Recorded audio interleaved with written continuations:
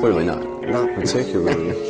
I heard a story that you wanted to buy a watch, and at this point, you sold millions of albums, and you wanted to buy a watch. I remember the story. Is that true? You called up your manager to see if you could afford to buy the watch? Yeah.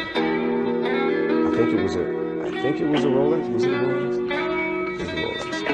And I asked him, could I afford it?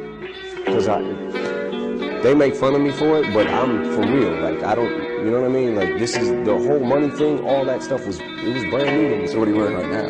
This is a G-Shock. It's probably about $100. So. If you want to know something about yourself, sit on your bed one night and say, what's one thing I'm doing wrong that I know I'm doing wrong, that I could fix, that I would fix? You meditate on that, you'll get an answer. And it won't be one you want, but it'll be the necessary I refuse to spend $20,000 on jewelry, knowing I still got family struggling. Most dudes would rather buy a bust-down rollie to impress somebody that don't even care about them over paying their grandma rent for the year. Don't ask God for the bag, and then once you get it, forget why you needed it in the first place. The first thing I'm gonna do when I get on is I'm gonna take care of my people. Who you share good news with. That's a good one.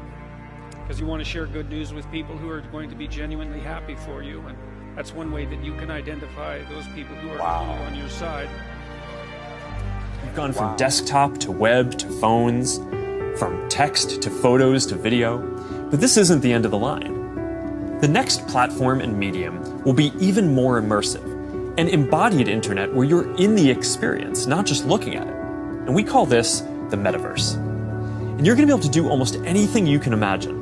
Get together with friends and family, work, learn, play, shop, create, as well as entirely new categories that don't really fit how we think about computers or phones In today. less than 8 years, when I'm a millionaire by 25, I'll come shake your hand. I promise you that statement itself made me 100% guarantee that you won't. If you really want to win and you want to come to New York in 8 years and shake my hand, here's what you need to do.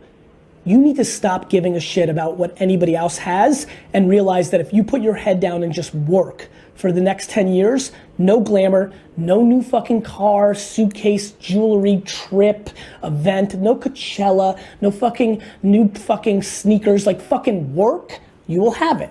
And every time you care about one of the things I just mentioned, it will slow down your process. You can't get advice on what you should do with your life, right? Nobody knows what you are. Like even sometimes you don't really even know what you are. You got to take your shot. And it's like, as much as you want people to agree and you want the people around you to be supporting your dreams and all, it's not going to be like that all the time. You got to do it alone.